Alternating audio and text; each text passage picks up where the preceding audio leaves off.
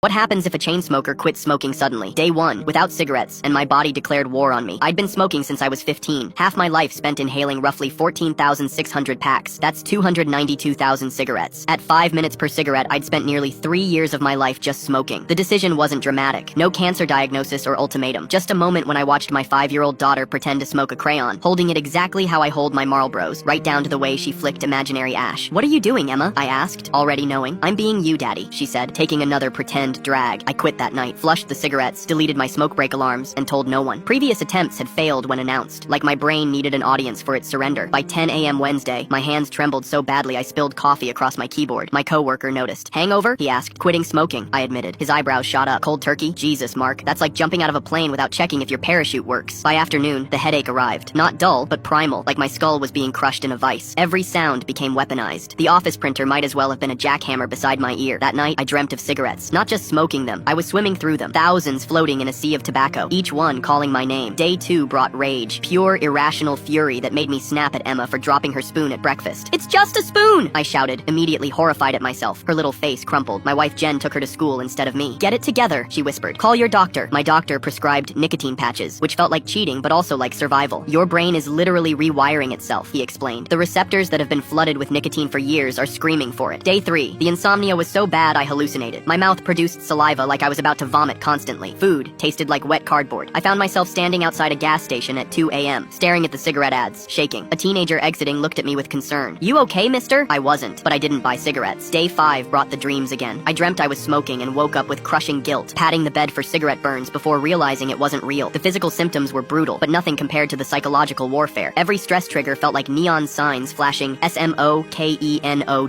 Day 7. I could suddenly smell everything. My coworker's cologne from across the room, the garbage from inside the house while I was still in the driveway, the lingering smoke in my car upholstery that I'd been noseblind to for years. I deep cleaned my car that weekend, gagging at the yellow residue that came off the windows. Day 14. I could climb the stairs without sounding like I was dying. My daughter noticed. "Daddy, you're not making the scary breathing anymore." Day 30. The craving still ambushed me, but less frequently. I'd gained 8 pounds, but my skin had lost its grayish tint. My wife kissed me one morning and paused. "Your mouth tastes different," she said. "Better." Day 60. I found an old jacket with a forgotten pack in the pocket. Instead of excitement, I felt revulsion. I showed my wife, who watched nervously as I crushed each one under the faucet. "I didn't think you'd actually do it this time," she admitted. "Neither did I confessed. "It's been 6 months now. The money I've saved, nearly $2,000, paid for Emma's first real bicycle and a weekend away with my wife. My persistent cough disappeared. Food tastes incredible. Sometimes I still reach for cigarettes that aren't there. Phantom limb syndrome, but for addiction. But when Emma hugged me yesterday and said, 'You smell nice, Daddy,' instead of wrinkling her nose and pulling away, I knew with absolute certainty I would never smoke again. The war isn't over, but for the first time, I'm winning."